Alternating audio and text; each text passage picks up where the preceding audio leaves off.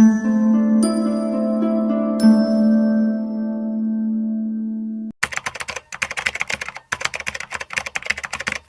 good morning, Dipankar. Thank you for joining us. Good morning, Avinash ji. Thank you for joining us on behalf of Disha Publication and lakhs of UPSC aspirants across the country. I would like to congratulate you for your outstanding success in UPSC examination. And let's try to make this, rather than interview, let's try to make this discussion as informal as possible. And Sure. the objective should be to pass on maximum learning, your maximum experience to lakhs of other aspirants who are sitting in different parts of the country, and they see you as a role model. So before we actually get into the core of IAS preparation, I would request you to share your journey from a student to a UPSC topper. If you can quickly take us through how the journey has been, what were the various peaks and troughs, and the entire thing. So very briefly, I did my matriculation in Jharkhand from St. Xavier's, and thereafter I moved to Delhi. So there I did my +2 from DPS RK Puram, and then I did my BTech from Delhi College of Engineering, now Delhi Technological University, from mathematics and computing. I would want to say that after I completed my BTech, I did not have a very strong inclination towards UPSC.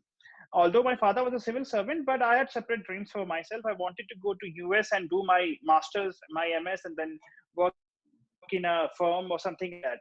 This transition happened somewhere between 2015 and 16.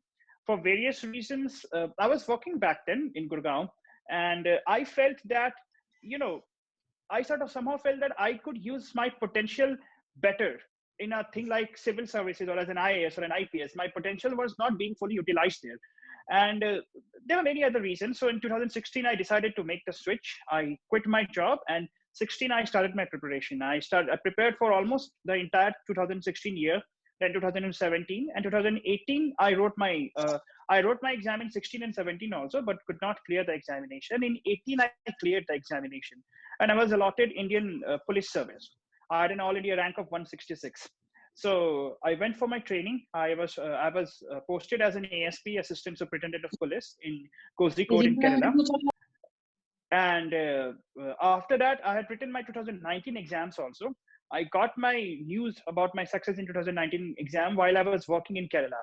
So thereafter, the shift happened from IPS, or rather it's still happening from IPS to IAS. तो दीपांकर, जैसे आपने कहा जब BTech करने के बाद आपका plan था कि एमएस करने जाएं, शायद यूएस में इस तरीके से जाएं, और दूसरा ही प्लान था, और बाद में आपका माइंडसेट बना कि इस तरीके से आप आईएएस को एज ए कैरियर परस्यू करना चाहते हैं. तो मैं कभी-कभी खुद से भी सोचता हूं कि बहुत सारे आप जैसे जो टॉपर्स हैं जो कि दिल्ली टेक्नोलॉजी यूनिवर्सिटी आईआईटी से करते हैं, तो कहीं ना कहीं वो आपको यूएस का कशी job, software job, good salaries, good corporate life, क्या वो मतलब how do you maintain a balance that at one end you leave international tours, international traveling, international holidays and all those kind of things, and you stick to a career which is about working in tough conditions and serving the nations and the society as such. See, first of all, तो मैं ये clarify करना चाहूंगा, कशी job जैसा कुछ exist नहीं करता 21st सेंचुरी में. आप जितनी मेहनत प्राइवेट सेक्टर में करते हैं, उससे ज्यादा इनफैक्ट मेहनत आपको गवर्नमेंट में करनी पड़ेगी. अभी केरला में after the plane crash I realise that कितना ज्यादा काम लगता है सरकार में कुछ भी अच्छे से करने के लिए. So I should want aspirants to dispel this notion कि कोई कशी जॉब छोड़ के यहाँ पे आता है और यहाँ पे कशी जॉब मिल जाती है उसको. ऐसा नहीं है, हार्ड वर्क हर जगह एग्जिस्ट करता है. And secondly, see, I don't want to demean any job, neither is any job worth that. That's not my intent. But सबका एक अपना यूनिक पोटेंशियल होता है. somehow I felt कि somehow मैं इस चीज से सेटिस्फाई नहीं हो पा रहा था, क्योंकि प्राइवेट सेक्टर दो आपको काफी कुछ देता है, थोड़ी जॉब मेरी रेपिटेटिव हो गई थी वहां पे, जो मुझे प्रॉब्लमेटिक लग रही थी. एंड दूसरी बात, private sector is not very well defined in terms of career progression. बहुत सारे टॉपसी टर्वीज होते रहते हैं. Although you get all of these things, but एक हमेशा अनसर्टेनिटी रहती है आपके माइंड में, जो सिविल सर्विसेज में नहीं रहती. That's my personal point of view. ये मेरे पर्सनल बेनिफिट के लिए था. Obviously. And other than that, I did feel कि मैं see, although you can work for anyone from any place you are, you can work as a sports person, as a journalist, as a Bollywood actor, आप कहीं भी अच्छा काम कर सकते हैं. But ये civil services आपको एक well set, well defined platform दे देता है. Sort of आपको एक एज मिल जाता है, और आप जो चाहते हैं वो इम्प्लीमेंट करने का आपको, even as assistant superintendent of police और डिस्ट्रिक्ट कलेक्टर, आपके पास बहुत इंडिपेंडेंस होती है काम को अपने तरीके से इम्प्लीमेंट करने की और अपने हिसाब से चीजों को करने की। ये इंडिपेंडेंस आपको कुछ वक्त, कुछ देरी से मिलती है प्राइवेट सेक्टर में, और शायद मिल भी नहीं पाती है, मार्केट कंडीशन समय से, यहाँ भी आपके ऊपर पॉलिटिकल कंपल्सस होते हैं, बट यहाँ पे कंपैरेटिवली फ्रीडम ज्यादा होती है। एंड एक लास्ट चीज जो मैंने इंटरव्यू में बोली थी वो मैं रिपीट करना चाहूंगा। इंटरव्यू में से पूछा था, why do you want to join IAS? So this was my answer, that it gives me an opportunity to work with the best of minds in India. IAS और द आईपीएस और Indian foreign service has Wonderful. given so many talented people who have actually built this country, and to become a part of that history or to become a cog in that entire machinery it was itself a matter of honor for me. So to work with such great people, that propelled me that I will be working with such important leaders in our society. Dipankar, एक और चीज मैं चाहूंगा उस पे, हालांकि आपने कुछ अभी मुझे बताया इस बारे में, बट उस चीज को थोड़ा सा हम गहराई में जाना चाहेंगे, बिकॉज ये बड़ा ही सेंसिटिव इशू है। यूपीएससी आईएएस की तैयारी कब से करनी चाहिए? जैसे आपका केस थोड़ा सा डिफरेंट था। मैं आज पेरेंट्स से मिलता हूँ, कई पेरेंट्स अपने बच्चों को कि आपको आईएएस ऑफिसर बनना, यूपीएससी क्लियर करना, 9, 10, 6, 7 से भी शुरू कर देते हैं। बहुत सारे एक्सपीरियंस से मिलता हूँ मैं जो सेकंड ईयर, थर्ड ईयर से शुरू कर देते हैं। और आपका केस थोड़ा सा डिफरेंट है कि आपने you know that calling in life wherein you realize that this is what you really want to do or pursue in life probably came after you had done your graduation, but ideal conditions अगर हो तो आप experience को क्या कहना चाहेंगे? किस तरीके के रिगर की, कितने साल की तैयारी इसके लिए एक्चुअली चाहिए? एक चीज मैं डिस्पेल करना चाहूंगा, this is not just about me, this is about all toppers when it comes कि कितने साल की तैयारी चाहिए। You might hear people कि उन्होंने फर्स्ट अटेम्प्ट पे एग्जाम क्लियर किया या कॉलेज के जस्ट बाद उन्होंने एग्जाम क्लियर कर लिया। आप कभी ये मत सोचिए कि उनकी 6 महीने की मेहनत थी।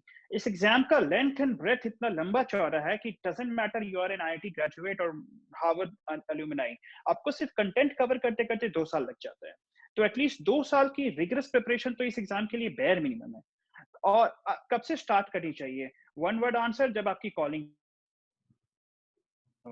पेरेंट्स पुश के प्रिपेयर नहीं करा सकते आपको, that is not going to happen. So आपकी कॉलिंग जितनी जल्दी आ जाए उतना बेहतर है आपके लिए। एंड आई वुड, अगर आप कॉलेज के फर्स्ट ईयर से अपने माइंड में क्लियर है तो that is one of the best times. I know people जिन्होंने 11th 12th से भी प्रिपरेशन स्टार्ट कर दी थी, बट अगर आप अपने माइंड में क्लियर है कॉलेज फर्स्ट ईयर में, तो that would be a great time to start your preparation. Deepankar, इसमें कई बार ऐसा होता है कि जैसे एक नॉर्मल स्टूडेंट को अगर आप देखें, there are goals which you want to chase in life, but कई बार लगता है जब उन गोल्स की तरफ हम जाने लगते हैं तो you really identify that this is not something with which I can connect with. तो जैसे कोई नॉर्मल एस्पिरेंट है जो लेट्स से ग्रेजुएशन में फर्स्ट ईयर में है, वो अपनी तैयारी को किस तरीके से शुरुआत करे और क्या सिग्नल्स होने चाहिए जिससे वो पहचाने दैट वेदर हिज, मतलब कि ये कैरियर उसके लिए सही है या नहीं है? एक तो मैं जो कहने की कोशिश कर रहा हूँ दीपांकर, एक तो इस एग्जाम के साथ और जिस पोजीशन के साथ एक ग्लैमराइज पोजीशन भी है ये, पर ग्लैमर के पीछे बहुत सारा हार्डवर्क भी होता है, और एक इसके लिए एक level of intellect, patience, hard work, सब चीजें चाहिए। तो सिर्फ मेहनत करने से भी नहीं होगा आपका, जब तक वो स्ट्रॉन्ग एरिया नहीं होगा, unless and until you whatever you are doing you can connect with your heart, I don't think anything can happen. तो ये क्या सिग्नल्स हैं कि बच्चे को मिल जाए कि हाँ यही वो है जो मैं चाहता हूँ? ग्लैमर के बारे में पहले मैं ग्लैमर वर्ड को क्लैरिफाई करना चाहूंगा। ऑफ कोर्स इसके साथ ग्लैमर है, एज एन एसपी आपको एक बंगलो मिलता है। केरला में you get 8 staff, 4 security officer, 4 driver. उसके अलावा आपके मिनिस्ट्रियल स्टाफ होते हैं, कुक्स, क्लीनर्स वगैरह। सोसाइटी में आपकी काफी रिस्पेक्ट होती है, लोग आपकी बातों को ध्यान से सुनते हैं। ये बंगला, कारी, फलाना या ढिमकाना, ये सब आपको बहुत लंबे टाइम तक मोटिवेट नहीं कर सकती। शुरू में 1-2 साल तक आप इन चीजों से मोटिवेट हो जाएंगे या इनसे अट्रैक्ट हो जाएंगे, but let me tell you very truly कि ये जो आप इतना सारा फैसिलिटीज देखते हैं, इनको एंजॉय करने का, इनको अवेल करने का आपको वक्त कभी नहीं मिलेगा। आप मॉर्निंग, इट्स लाइक पीपल से इट्स अ सर्विस। आप सुबह, इट्स नॉट अ जॉब पर से, it's an Indian administrative service और इंडियन पुलिस सर्विस और इंडियन फॉरेन सर्विस। सो आप ये नहीं बोल सकते कि मेरा शिफ्ट खत्म हो गया, मेरी रिस्पॉन्सिबिलिटी नहीं है। अब जो हो रहा है डिस्ट्रिक्ट में, जिस बंदे का शिफ्ट है उसकी रिस्पॉन्सिबिलिटी है। You are a policeman is on duty 24/7 365 days a year. तो इस ग्लैमर से बहुत ज्यादा अट्रैक्ट ना हो। ये ग्लैमर आपको इसलिए दिया जाता है क्योंकि आप अपना काम अच्छे से कर पाए। आपके पास इतने शॉर्ट नोटिस पे चीजें आती हैं, इतने शॉर्ट नोटिस पे आती हैं कि आप सुबह उठ के अगर 2 घंटे आप ब्रेकफास्ट और कपड़ों में निकाल देंगे तो फिर काम करना मुश्किल हो जाएगा आपके लिए। मुश्किल। तो वो आपको जस्ट टू फैसिलिटेट यू दी जाती है इनका। You won't be able to, आप इसको 5 स्टार ट्रीटमेंट ना समझिए, it is just to help you ताकि आप अपना काम अच्छे से कर सकें। दूसरा, अबाउट दैट कॉलिंग थिंग, कि how do you realise that this is my calling. See there are couple of things. One thing which is very relevant in this job is diversity. इतने साल in the IPS Academy, National Police Academy, no 2 days are the same. हर दिन आप कुछ अलग type का चीज कर रहे होंगे। तो ये डाइवर्सिटी कुछ लोगों को बहुत अट्रैक्ट करती है, कुछ लोगों को बहुत चैलेंजिंग लगती है, क्योंकि कुछ लोगों को ये आदत होती है सेट पैटर्न में एक लाइफ एक ट्रैक पे निकालने की। वो अपॉर्चुनिटी आपको नहीं मिलेगी। आपकी फैमिली लाइफ में प्रॉब्लम आ सकती है, you can be posted in a very remote district और वेरी रिमोट प्लेसेस। तो ये आपको कॉस्ट बेनिफिट एनालिसिस करना पड़ेगा कि आप किस लिमिट तक ये सारी चीजें, set pattern of life, set method of travelling, set method of commuting to work, या फिर set method of doing things, ये रूटीन आप कितना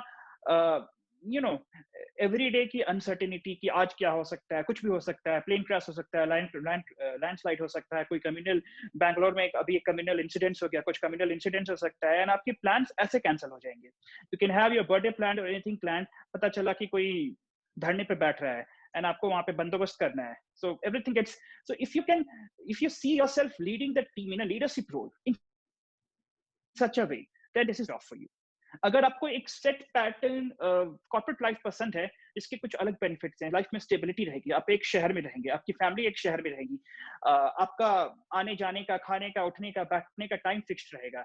अगर आप उस तरह से अपने आप को देखते हैं तो फिर ये जॉब प्रॉब्ली आपको सूट नहीं करती। तो you will Wonderful. So I would like to, just highlight this thing because, a lot of aspirants, whomsoever I talk with, they are, driven more by the glamour this exam has. तो glamour के साथ, glamour के पीछे बहुत hard work है। वो बहुत ही, glamour के पीछे बहुत हार्ड वर्क है, बहुत पेशेंस। ग्लैमर के बारे में, या दीपांकर प्लीज स्पीक।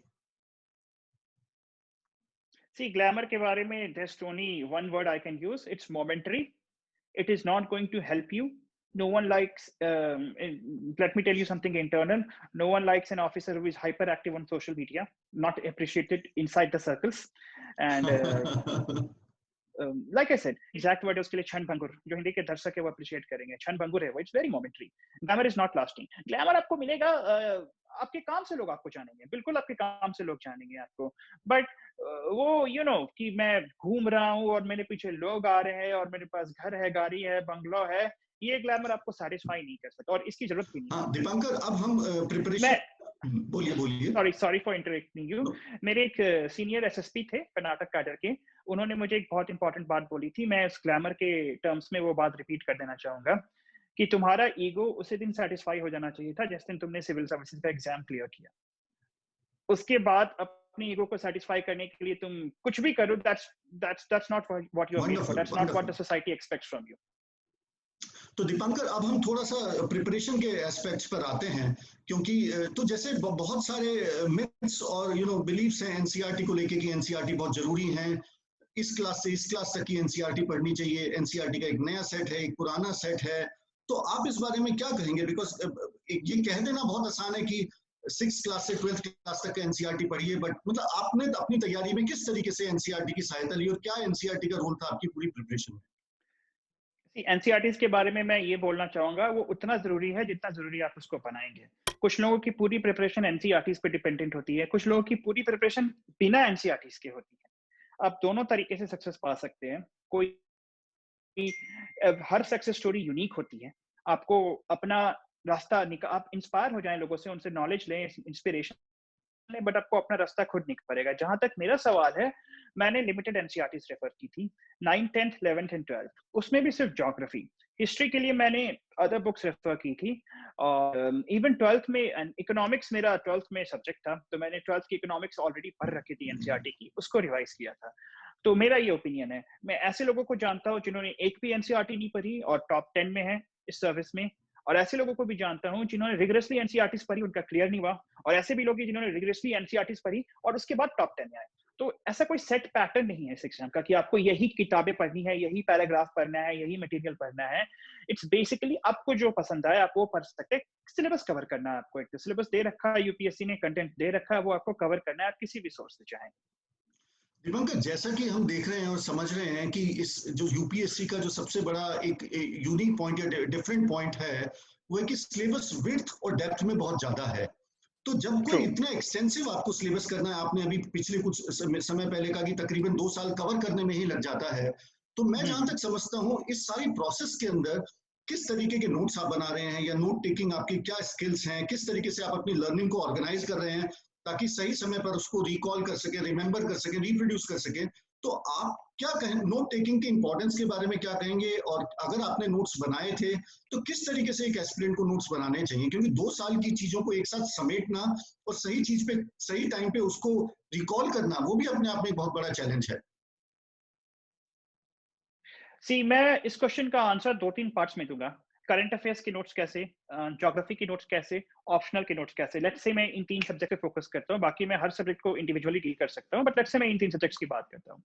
तो लेट्स से करंट अफेयर्स पे आते हैं। मेरे लिए फिजिबल नहीं हो पाया कभी भी न्यूज़पेपर के नोट्स बनाना, बहुत बल्कि नोट्स का एक अटमोस्ट ऑब्जेक्टिव है कोई भी नोट्स बनाने का कि वो नोट्स आप रिवाइज करें। इसका कोई फायदा नहीं है कि आप हर दिन 2-2 पन्ने के नोट्स बनाएं, साल के अंत तक आपके 700 पन्ने के नोट्स बन जाए, 365। आप नोट्स को रिवाइज नहीं कर सकते तो नोट्स ना बनाएं, बुक से पढ़ें, या फिर आप ऐसे नोट्स बनाएं जिनको रिवाइज करना पॉसिबल हो। एक बार नहीं, 2 बार नहीं, कम से कम 7-8 बार रिवाइज करना पॉसिबल हो, उसको माइंड में रख के नोट्स बनाने हैं आपको। करंट अफेयर्स का मेरा ये था कि आप जहां से भी करंट अफेयर्स पढ़ते हैं, किसी भी मैगजीन से, किसी भी किताब से, मैं उसका प्रिंट आउट निकालता था, वन साइडेड प्रिंट आउट। तो एक साइड मटेरियल होता था, एक साइड वो ब्लैंक होता था। मैंने न्यूज़पेपर में कुछ पढ़ा, तो अगर आप यूपीएससी एस्पिरेंट है तो ये एक्सपेक्ट करता हूँ कि आप 800 वर्ड के आर्टिकल को 20-40 वर्ड में कंडेंस कर सकें। तो मैंने करंट अफेयर के पीछे जो एक्स्ट्रा न्यूज आई है उस टॉपिक के बारे में वो लिख दिया।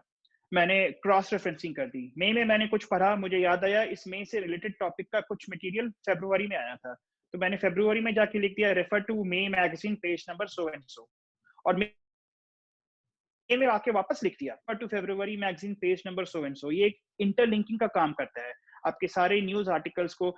लेट्स से फसल के लिए फसल योजना आई, फिर एग्रीकल्चर के लिए कोई दूसरी योजना आ गई, कोई और ऑपरेशन ग्रीन्स आ गया, तो आप दोनों को इंटरलिंक करना चाहेंगे तो आप वो इंटरलिंकिंग क्रॉस रेफरेंसिंग करके कर सकते हैं। करंट अफेयर्स के लिए कुछ अलग से नोट्स नहीं बनाए थे, मैं न्यूज़पेपर पढ़ता था और जैसा कि मैंने बोला कि वो जो ब्लैंक साइड होती थी मेरे प्रिंटेड मटेरियल की, उसके पीछे उसको स्क्रिबल करता था। That goes my current affairs. Geography के लिए अलग से नोट्स नहीं बनाए, मैंने बुक्स में ही हाईलाइट की थी। बुक्स के कोने कोने में, मार्जिन्स में मेरी बुक बहुत गंदी दिखती है, हर जगह स्क्रिबल कर रखे थे एक्स्ट्रा पॉइंट। कुछ चीजें एवरनोट पे डाल रखी थी मैंने, कुछ ऐसे टॉपिक्स आ गए जो कि कन्वेंशनल बुक्स में कवर्ड नहीं है, या फिर कुछ करंट अफेयर्स का टॉपिक है तो वो मैंने एवरनोट रखा था, तो वो that is one part. And एक तीसरा मैंने बोला था ऑप्शनल का। ऑप्शनल का आपको नोट्स बनाना चाहिए। ऑप्शनल इज वन सब्जेक्ट जिसके लिए मैं हाईली रेकमेंड करूंगा। मैंने नोट्स बनाए थे, पर्सनली हैंड रिटन नोट्स बनाए थे ऑप्शनल की, मैंने नोट्स बनाए थे एथिक्स के, और मैंने नोट्स बनाए थे मॉडर्न इंडियन हिस्ट्री के। इन तीनों सब्जेक्ट से इतर, इनके अलावा मैंने किसी भी सब्जेक्ट का ऐसा फुल फ्लेजेड नोट्स नहीं बनाया था। मैंने अपनी कोचिंग, मतलब मैंने अपनी प्रिपरेशन में कोई कोचिंग ज्वाइन नहीं की थी। मैंने टेस्ट सीरीज जरूर लिखे थे विभिन्न कोचिंग संस्थाओं में, बट ऐसा क्लासरूम कोचिंग मैंने कभी नहीं की थी। तो मेरे पास वो रेडीमेड मटेरियल था नहीं, नोट्स जो बने हुए आपको क्लासरूम कोचिंग इंस्टीट्यूट्स में मिलते हैं। तो मेरा यही था कि आप जिस किसी भी किताब से पढ़ रहे हैं उसको हाईलाइट करें, उसके साइड में स्क्रिबल करें, आप प्रिंट आउट्स निकालें, उनमें स्पेस खाली छोड़ें। आप नोट्स मैंने मॉडर्न इंडियन हिस्ट्री के बनाए थे, इसके बनाए थे, अपने ऑप्शनल के बनाए थे और एथिक्स के बनाए थे। बाकी मेंस में मैंने थोड़ी स्ट्रैटेजी चेंज की थी। मेंस में मेन स्पेसिफिक मैंने टॉप स्पेसिफिक नोट्स बनाए थे, ऐसे पूरे सब्जेक्ट के नोट्स नहीं बनाए थे। पूरा ऑप्शनल पब्लिक एडमिनिस्ट्रेशन था। तो जहां तक पॉलिटी का सवाल आता है, मैंने पब्लिक एडमिनिस्ट्रेशन के पेपर 2 में इतनी ज्यादा पॉलिटी पढ़ी थी, क्योंकि पूरा पेपर 2 इंडियन एडमिनिस्ट्रेशन होता है, कि मुझे फिर से उसकी नोट्स बनाने की, मेरा ऑप्शनल में ही पूरा कवर हो गया था पॉलिटी। तो मेरा ये है कि आप ऐसे नोट्स बनाएं जिनको आप बार बार रिवाइज कर सकें, और हर सब्जेक्ट के हर चीज की नोट्स बनाने जरूरी भी नहीं है। तो यहीं पे दीपांकर मैं एक चीज और कहना चाहूंगा, again I am coming back to this thing because the biggest challenge which any aspirant has when it comes to UPSC preparation is the width and the depth of the syllabus, and which requires an extensive study. And you also mentioned that you know it probably takes say around 2 years to cover up the syllabus. आपने notes की बात की और अभी आपने कहा कि notes तभी बनाए जब आप उनको रिवाइज कर सके प्रॉपर्ली, कोई फायदा नहीं है।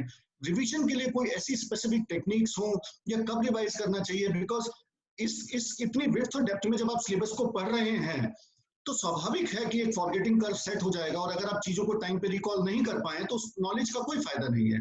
तो रिवीजन किस तरीके से करना चाहिए? कुछ लोग कहते हैं 1 महीने में रिवाइज करना चाहिए, कुछ कहते हैं 1 हफ्ते में रिवाइज करना चाहिए, या रिवीजन की कोई स्पेसिफिक टेक्निक्स थी? आप किस फ्रीक्वेंसी में रिवाइज करते थे? रिवीजन के बारे में एक चीज बोलूंगा, आप जितनी बार रिवाइज करेंगे उतनी बार आपकी रिवीजन की स्पीड एक्सपोनेंशियली बढ़ेगी। आपने पहली रीडिंग लगाई किसी किताब की, 1 हफ्ता लगा, आपने हाईलाइट कर दिया, अंडरलाइन कर दिया, सब कुछ कर दिया। अब आपको पता है कि ये इंपॉर्टेंट चीजें हैं जो मुझे फिर से पढ़नी है। आपने दूसरी रीडिंग लगाई, आपको 3 दिन लगेगा। छठी 7वीं रीडिंग तक आप उस किताब को 2 घंटे में रिवाइज कर पाएंगे।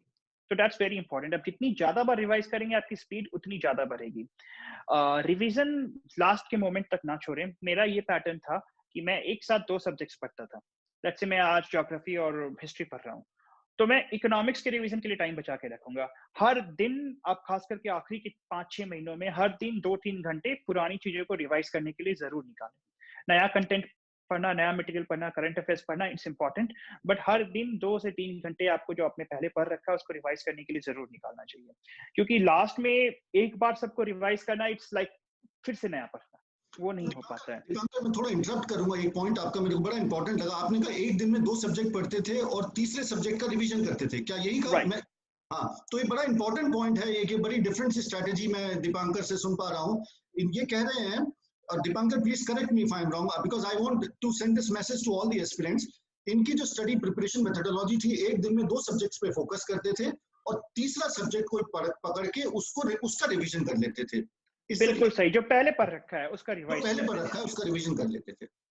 आपको हर दिन रिवीजन के लिए निकालना है, 2-3 घंटे हर दिन निकालने हैं। आपकी प्रिपरेशन का एक पार्ट। आप रिवीजन को ये मत सोचिए कि एग्जाम के पहले रिवीजन होता है, हर दिन रिवीजन होता है। ये एक माइंड में कॉन्सेप्ट है, कॉलेज के टाइम से चला आ रहा है कि एग्जाम के पहले रिवाइज कर लूंगा। ऐसा नहीं होता है। हर दिन आपको 2-3 घंटे रिवीजन के लिए निकालने हैं। That's the purpose of revision. आपने अपने ऑप्शनल सब्जेक्ट्स किस तरीके से चूज किए, या अपने ऑप्शनल सब्जेक्ट चूज करते हुए क्या चीज आपके किन चीजों का ध्यान आपने रखा? देखिए, मेरा ऑप्शनल पब्लिक एडमिनिस्ट्रेशन था। एक तो सबसे बड़ा ऑप्शनल में फैक्टर होता है इंटरेस्ट। मेरे कुछ ऐसे फ्रेंड्स हैं जिनको हिस्ट्री में बहुत इंटरेस्ट है। अब हिस्ट्री का सिलेबस लंबा है, बट फिर भी वो हिस्ट्री लेंगे क्योंकि दैट सर्व्स देयर पर्पस, उनको अच्छा लगता है हिस्ट्री पढ़ना। पब्लिक एडमिनिस्ट्रेशन के बारे में मैं बताता हूँ कि मैंने पब्लिक एडमिनिस्ट्रेशन क्यों चुना। पब्लिक एडमिनिस्ट्रेशन का जीएस के साथ ओवरलैप बहुत ज्यादा है। इनफैक्ट पूरा जीएस पेपर 2 और public administration paper 2, public administration में 2 पेपर है। पहला पेपर है एडमिनिस्ट्रेटिव थ्योरीज और दूसरा पेपर है इंडियन एडमिनिस्ट्रेशन। तो जो इंडियन एडमिनिस्ट्रेशन का पेपर है पब्लिक एडमिनिस्ट्रेशन का, वो पूरे जीएस पेपर 2 से ओवरलैप करता है। तो आपका पूरा जीएस पेपर 2 कवर हो जाता है। फिर आपकी इकोनॉमिक्स कवर हो जाती है क्योंकि हम फाइनेंशियल एडमिनिस्ट्रेशन पढ़ते हैं पब्लिक एडमिनिस्ट्रेशन में। तो आपकी monetary policy, fiscal policy, disinvestment, PSUs, FRBM act और भी जितनी सारी चीजें हैं इकोनॉमिक्स की, वो कवर हो जाती है। फिर आपका एथिक्स का काफी सारा पोर्शन कवर हो जाता है। Integrity, probity in governance, RTI, social audit, CVC, corruption, ये सारी चीजें पब्लिक एडमिनिस्ट्रेशन में फिर कवर हो जाती हैं। तो GS overlap was one of the prime reasons जिसकी वजह से मैंने पब्लिक एडमिनिस्ट्रेशन चुना था। इसके अलावा कुछ चीजें जो मोस्ट ऑफ द एस्पिरेंट्स ध्यान में रखते हैं, वो ये कि सब्जेक्ट्स को समझना साइंटिफिक तरीके से कितना आसान है। कुछ सब्जेक्ट्स में साइंटिफिक नेचर थोड़ा कम होता है, तो वो साइंस बैकग्राउंड के स्टूडेंट्स के लिए प्रॉब्लमैटिक होता है, बट ऐसी बात नहीं कि वो उन्हें लेते नहीं है। साइकोलॉजी है, sociology is a very nice option, उसका भी जीएस के साथ ओवरलैप अच्छा है। इवन ज्योग्राफी का आपका एग्रीकल्चर, इन्वायरमेंट सब कुछ कवर कर देता है ज्योग्राफी, पेपर 1, पेपर 2 के बहुत सारे हिस्से। पेपर 3 का भी इंटरनेशनल इश्यूज और बॉर्डर प्रॉब्लम्स वगैरह ज्योग्राफी में कवर हो जाते हैं। तो आप देखिए कि ज्योग्राफी के लिए आपका कौन कौन सा पोर्शन वो कवर कर रहा है जीएस के साथ। ऑप्शनल के लिए आप पढ़ेंगे, आप उसको जीएस के लिए भी पढ़ेंगे। दूसरा एक इंपॉर्टेंट चीज है कि खास उन लोगों के लिए जो अपनी ग्रेजुएशन से अलग हट के सब्जेक्ट लेते हैं, जैसे कि मेरा केस था। उस केस में एक अच्छा मेंटोर का होना बहुत जरूरी है ऑप्शनल के लिए। वरना प्रॉब्लम हो जाए। आप खुद से भी कर सकते हैं, बट एक टाइम पे आपको थोड़ी प्रॉब्लम्स आएंगी। इन केस आपके पास बहुत अच्छा गाइड नहीं है तो आप अटक सकते हैं बीच में, या आप गलत कॉन्सेप्शन अपने दिमाग में पैदा कर सकते हैं जो कि हार्मफुल होगा एग्जाम में आपके लिए। तो एक मेंटोर का गाइडेंस भी बहुत इंपॉर्टेंट है इस बेसिस पे कि आप ऑप्शन कैसे चूज करें। बहुत लोग छोटे सिलेबस पे फोकस करते हैं, although this is a very wrong criteria. UPSC कभी भी किसी सिलेबस को छोटा लंबा कर सकता है। जो पेपर में लिखा है उसके बेसिस पे ना जाए। हर टॉपिक मैलिएबल होता है, आप उसको खींच के कितना भी लंबा कर सकते हैं और सिकोर के कितना भी छोटा कर सकते हैं। तो एंथ्रोपोलॉजी है, इसका सिलेबस काफी छोटा मानते हैं लोग। इवन पब्लिक एडमिनिस्ट्रेशन का छोटा है, साइकोलॉजी का सिलेबस काफी छोटा है। तो कई सारे लोग इस बेसिस पे ऑप्शन सेलेक्ट करते हैं। एक जो सबसे गलत क्राइटेरिया है ऑप्शन सेलेक्ट करने का, वो मैं हाईलाइट करना चाहूंगा। किस ऑप्शनल से कितने सिलेक्शन हुए, सक्सेस रेट और फेलियर रेट, ये सब कैलकुलेशंस ना करें, क्योंकि एवरी ऑप्शनल का अपना ट्रिक्स एंड ट्रैप्स होता है। हर ऑप्शनल को पढ़ने का अपना तरीका होता है। इस बेसिस पे ना सिलेक्शन करें कि ये ऑप्शनल के दिन अच्छे चल रहे हैं और उस ऑप्शनल के दिन खराब चल रहे हैं। हर ऑप्शनल से सिलेक्शन होगा अगर आप अच्छे से पढ़ाई करेंगे उस ऑप्शनल की। तो ये क्राइटेरिया दिमाग में ना रखें। हाँ, तो हम इससे बड़े इंपॉर्टेंट पॉइंट पकड़ते हैं कि बजाय एक्सटर्नल चीजों को देखने की कि किससे कितने सिलेक्शंस हो रहे हैं, हम अपने दिल या जहन की आवाज सुने। और दिल या जहन को सब पता होता है कि आप किस चीज में अच्छे हैं और किस चीज से आप कनेक्ट कर सकते हैं। Because true true. IAS is success in IAS is not only about working hard. You have to somehow connect it with whatever you are doing. Diwakar, एक और बड़ी इंटरेस्टिंग चीज वेरी आपने ट्रू। कही, मैं चाहूंगा क्विकली आप उसको फिर से रिकैप करें। आपने बीच में मेंटर की बात की थी। मेंटर कौन हो सकता है? जैसे राइट। जैसे क्या आप इसमें कोचिंग का रेफर कर रहे हैं, या मेंटर का मैं परिभाषा जानना चाह रहा हूँ, बिकॉज मेंटरशिप बड़ी इंपॉर्टेंट रोल प्ले कर सकती है। मेंटर बेसिकली दो तीन टाइप के हो सकते हैं। एक तो आपका फैमिली सपोर्ट सिस्टम है, वो भी आपके मेंटर हैं। कोचिंग इंस्टीट्यूट्स के टीचर भी आपके बहुत अच्छे मेंटर हो सकते हैं। आपका कोई सीनियर जिसने इस सब्जेक्ट से या इस एग्जाम से ये क्लियर किया है, वो भी आपका मेंटर हो सकता है। या जो फेल हुआ है इस एग्जाम में सिमिलर सब्जेक्ट से, वो भी आपका मेंटर हो सकता है, क्योंकि उसके पास भी काफी नॉलेज एक्सपीरियंस होता होती है। है। आपका कोई बैचमेट जिसने आपसे 2 साल पहले तैयारी स्टार्ट कर दी और अब इस सब्जेक्ट में उसने थोड़ा पारंगत हो गया है, he has a good knowledge, he has a good base on that subject, वो भी आपका मेंटर हो सकता है। तो ऐसा कोई वेल डिफाइंड क्राइटेरिया नहीं है। मेरे केस में मेंटर, जो मेंटर थे, वो मेरे सॉर्ट ऑफ एक फैमिली फ्रेंड कम टीचर थे। वो पढ़ाते भी थे और मेरे फैमिली से रिलेटेड भी थे वो। तो वो मेरे मेंटर थे। तो ऐसा कोई हार्ड एंड फास्ट डेफिनेशन नहीं बनाऊंगा मैं मेंटर के कि आपका टीचर ही होना चाहिए मेंटर, या कोई कोचिंग इंस्टीट्यूट का फैकल्टी ही आपका मेंटर होना चाहिए। It can be anyone. आपके कॉलेज के प्रोफेसर हो सकते हैं। One of my friends who cleared UPSC with mathematics optional, उनके मेंटर थे मेरे कॉलेज के मैथ्स के एचओडी। सो इवन तो उसने मैथ्स की कहीं कोचिंग नहीं की, वो सिर्फ मेरे जो कॉलेज के एचओडी थी मैथ्स के, उनके पास आता था, 2 घंटे शाम को बैठता था, कुछ चीजें डिस्कस करता था, चला जाता था। तो आप ऐसा नहीं है कि आप किसी कोचिंग इंस्टीट्यूट के टीचर को ही पकड़िए, आप अपने कॉलेज के कोई अच्छे प्रोफेसर को भी ले सकते हैं as a mentor. Mentor is a very wide concept. College का mentor is one of the best thing to have. अगर आप कोई ऐसा सब्जेक्ट ले रहे हैं मैथमेटिक्स या साइकोलॉजी, एंड आपके कॉलेज के कोई अच्छे प्रोफेसर से आपकी बहुत अच्छी कनेक्शन है, जान पहचान है, तो आप उनको अपना मेंटर बनाएंगे, वो गाइड करेंगे आपको। ठीक। दीपांकर, एक चीज और जानना चाहेंगे हम, चूंकि आपने ये 2019 में जो क्लियर किया, इस वक्त आप as an IPS officer posted थे, तो अब मैं आपके थोड़ा सा डेली रूटीन को जानना चाह रहा हूं, और ये दो पर्सपेक्टिव से मैं जानना चाहूंगा। एक, before you joined the IPS service, जब आप एक तरीके से फुल टाइम स्टूडेंट थे, और साथ में साथ हम एक दूसरा पर्सपेक्टिव भी जानना चाहेंगे, that when you are on a full time job and which requires a commitment as IAS, that you said that you have to be on the job 24 hours. You just said that when the plane crashed, the kind of the kind of commitment and the kind of effort it requires is huge. तो दो पहलू से जानना चाहेंगे कि आपका daily routine UPSC preparation के perspective से कैसा रहता था, एक IPS ऑफिसर ज्वाइन करने से पहले और एक जब आप जॉब में आ गए थे, ताकि दोनों तरीके के स्टूडेंट्स को पता चले। जब मैं प्रिपेयर कर रहा था, I sort of led a very disciplined life. वो समहाउ मेरी स्कूलिंग में इनकॉर्पोरेट हो गया था। मेरी स्कूलिंग ऐसी थी कि वो sort of discipline and punish में फोकस करते थे। तो I used to wake up by 5:30 in the morning, थोड़ा जॉग वॉक के लिए गया, 2-3 किलोमीटर, नॉट मच। आप IPS ज्वाइन करेंगे तो आपको 16 किलोमीटर की रन कराएंगे वो। तो आप थोड़ा जॉग कीजिए, वापस आइए, अपना ब्रेकफास्ट बनाइए, पढ़ने बैठिए, थोड़ा टाइम शाम को टहलने के लिए, फ्रेंड से बात करने के लिए, पेरेंट्स से बात करने के लिए जरूर निकालें। आपकी मेंटल हेल्थ बहुत इंपॉर्टेंट है, इसको टेकन फॉर ग्रांटेड ना लें। इस एग्जाम के लिए क्या, किसी भी चीज के लिए दुनिया में, your mental health is very important. And आप समहाउ, ये आपको थोड़ा क्लीशेट लग रहा होगा, बट एक्सरसाइज मेरे रूटीन का पार्ट था। और ये यू डोंट रियलाइज, एक्सरसाइज आपकी ब्रेन को अलग अलग तरीके से रीवायर करता है, आपको अननोन तरीके से हेल्प करता है एक्सरसाइज। तो please take that very seriously. So I used to wake up, I used to do my exercise, cook my food, breakfast खुद बनाता था मैं, then I used to study, उसके बाद मेरा लंच टिफिन आता था, I used to do my lunch, थोड़ा यूट्यूब वगैरह कुछ कुछ देखा मैंने, एक घंटे माइंड को फ्रेश किया, एक 20 मिनट का पावर नैप लिया, वापस उठा, वापस पढ़ने बैठा, शाम को वॉक पे गया, वापस आया, कुछ पढ़ाई की, रात को 9:30-10 बजे तक सो गया, क्योंकि सुबह फिर 5 बजे उठता था। अब मैं बात की बात करता हूँ, एकेडमी में आपकी लाइफ फिर बहुत रूटीन तरीके से होने वाली है, ऑल्दो वहाँ पे आपको मेजर झटके दिए जाएंगे, कभी रात को 2 बजे बुला देंगे जस्ट टू सी कि आप कितने प्रिपेयर्ड हैं। The academy life will begin by 4:30 in the morning and it will end by 6 o'clock in the evening. Very rigorous, बहुत ही हार्ड वर्किंग दिन निकलेगा आपका एकेडमी में। उसके बाद जब मैं तो अभी ऐसा ट्रेनिंग प्रोबेशनरी ऑफिसर हूँ, आई एम नॉट, मेरी ट्रेनिंग खत्म नहीं हुई आईपीएस की, मैं प्रोबेशनरी ऑफिसर हूँ डिस्ट्रिक्ट में, आईपीएस प्रोबेशनर।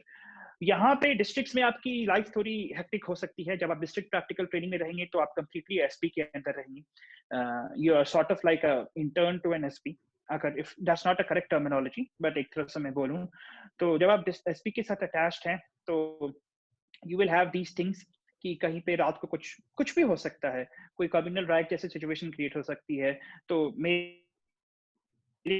गाड़ी में या एज एन आईपीएस आपकी गाड़ी में हमेशा एक पेयर ऑफ सिविलियन क्लोथ्स रहेगा, आपकी गाड़ी में हमेशा एक लाठी रहेगी, एक शील्ड रहेगा, टीयर गैस एमिनेशन रहेंगे, आपका पर्सनल वेपन आपके साथ रहेगा, और आपकी गाड़ी में हमेशा एक फ्रेश सेट ऑफ यूनिफॉर्म रहेगा।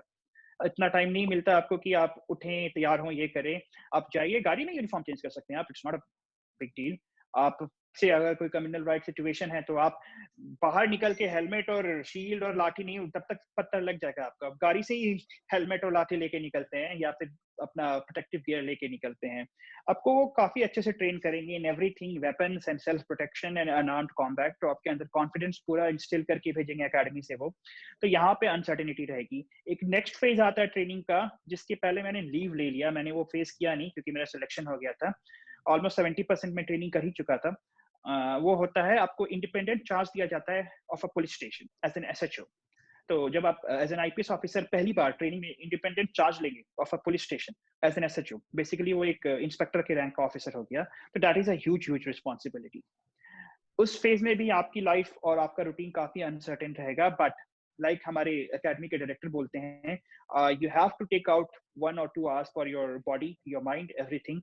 आपको 3 किलोमीटर रन करना है, तो आप अपने रेसिडेंट से 3 किलोमीटर पहले गाड़ी रोक दीजिए, आप बोलिए तुम गाड़ी लेके जाओ, और आप वहां से जॉग करते करते अपने रेसिडेंट से, वो आपको टाइम निकालना पड़ेगा। Deepankar, sorry to interrupt you, इन सब चीजों के बीच में आप अपनी प्रिपरेशन के लिए कैसे टाइम निकालते थे? ये जानना मैं बहुत, I am very getting very curious about it, कि इतने टफ और अनसर्टेन और चैलेंजिंग और डिमांडिंग शेड्यूल के बाद प्रिपरेशन का कहाँ स्कोप रह जाता है और कैसे टाइम निकालते हैं?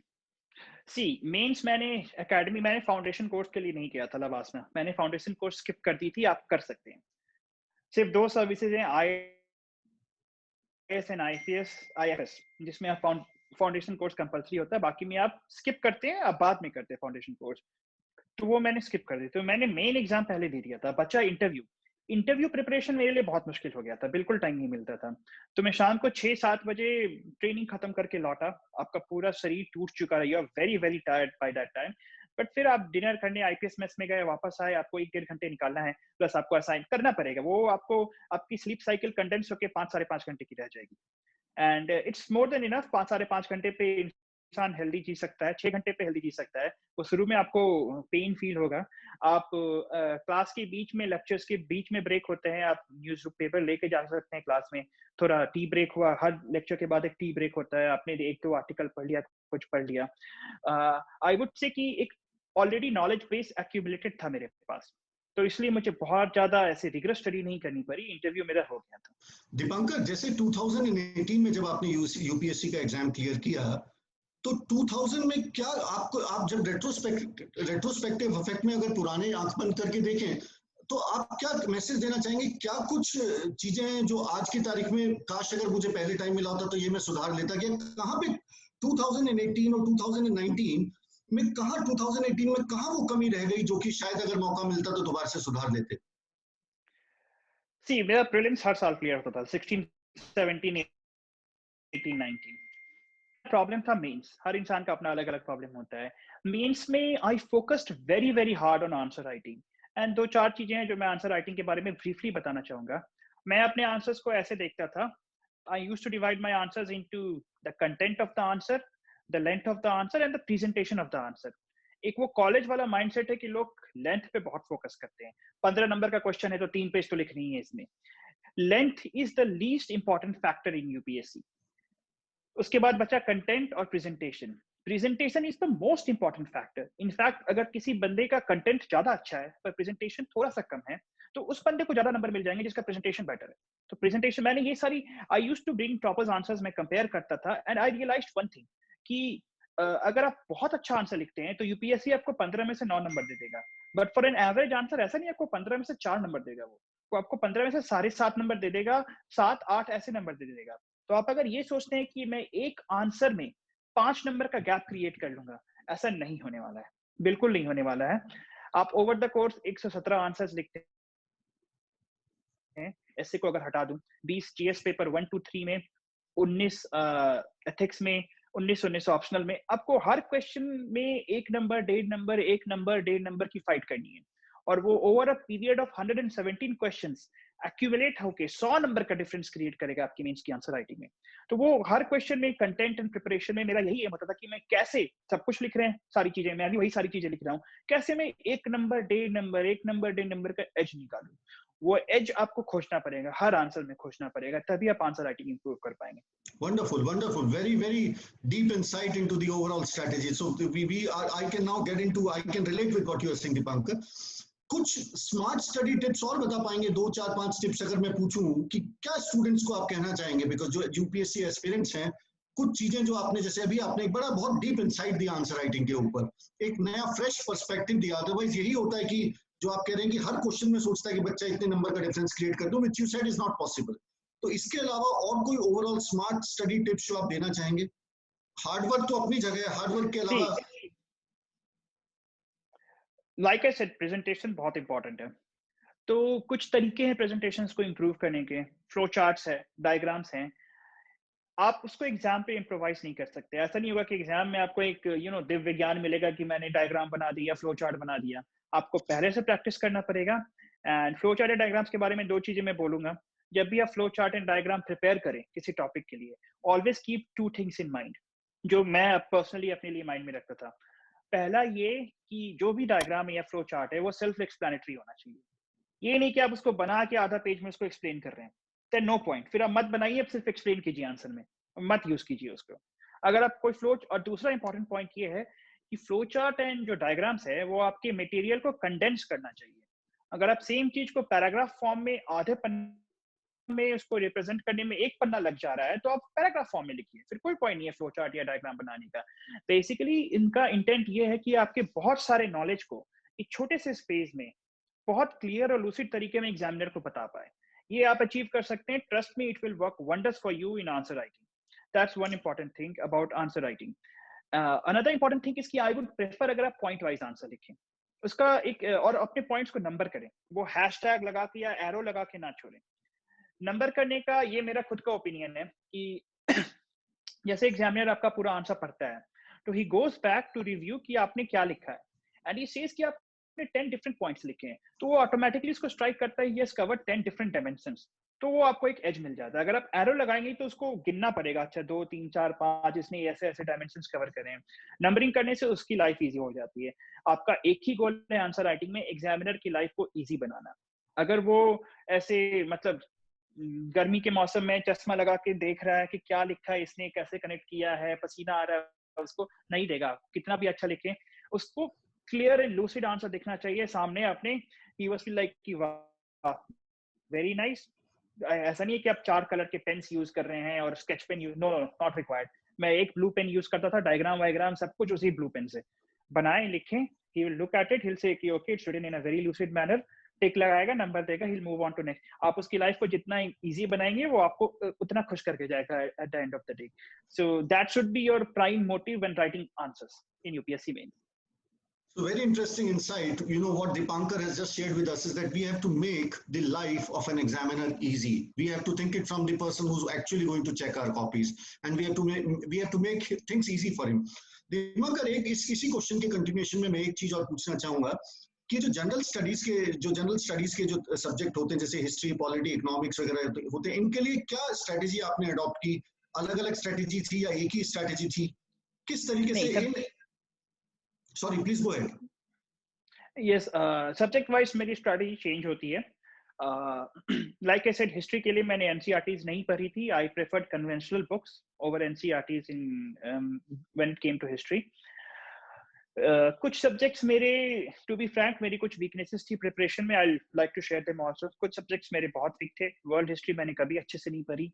हमेशा एग्जाम के पहले 2-4, ये तो मैं लकी था कि कभी वर्ल्ड हिस्ट्री से 6-7 क्वेश्चंस नहीं आए, वरना तो मेरी हालत खराब हो जाती एग्जाम में फिर. So I got lucky in that matter.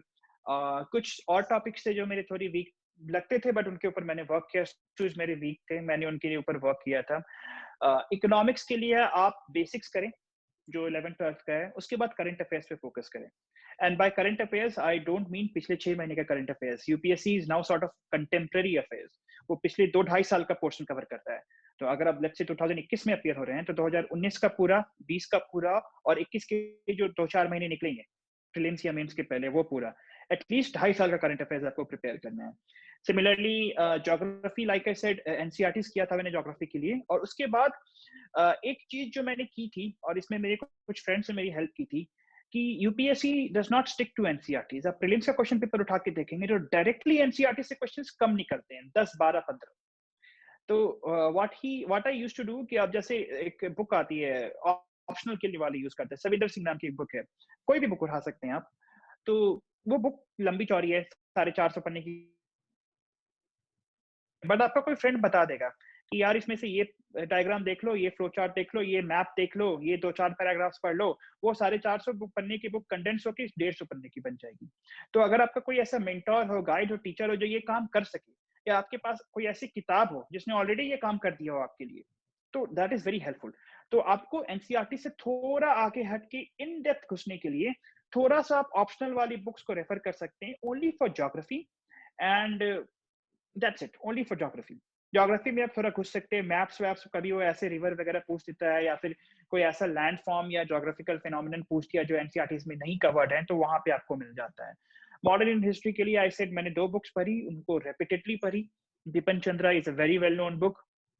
इतनी बार पढ़ी उस बुक को मैंने, ऑलमोस्ट 10-11 बार की सॉर्ट ऑफ फोटोग्राफिक मेमोरी आ गई थी मेरे माइंड में. मैं रिकॉल कर पाता था page number so and so, paragraph number so and so, ये लिखा हुआ है, वैसे लिखा हुआ है.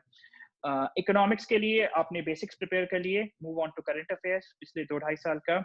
सोशल इश्यूज के लिए करंट अफेयर्स के साथ साथ जो लॉज है, जो लीगल फ्रेमवर्क है, जैसे डाउरी है तो उसका एक लीगल फ्रेमवर्क है, SC/ST एट्रोसिटीज है तो उसका भी एक लीगल फ्रेमवर्क. हर सोशल इशू में आपको एक ना एक लॉ या लीगल फ्रेमवर्क जरूर मिलेगा.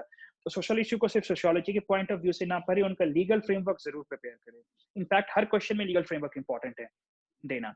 एंड लीगल फ्रेमवर्क से मेरा मतलब है कॉन्स्टिट्यूशन का कोई आर्टिकल है, कोई स्पेसिफिक लॉ है, कोई इंटरनेशनल कन्वेंशन है, कोई कमिटी की रिपोर्ट है, कोई सुप्रीम कोर्ट का जजमेंट है. All these are part of the legal framework. अब कुछ भी पढ़े, उसका लीगल फ्रेमवर्क का बैकग्राउंड जरूर प्रिपेयर करें. तो that goes for economics and everything else. Polity मेरा ऑप्शनल में ही कवर हो गया था. इकोनॉमिक्स भी mostly I told you about economics मैंने कैसे कवर किया था. तो दिस वाज सब्जेक्ट वाइज मेरी स्ट्रेटजी थोड़ी बहुत चेंज करती थी. दीपांकर, अगर इसको सब्जेक्ट वाइज से थोड़ा सा अगर हम और गहराई में चलें, because what I understand that you can't prepare for prelims and then you can prepare for mains. So True. The basic preparation methodology has to be that you have to take both the things together.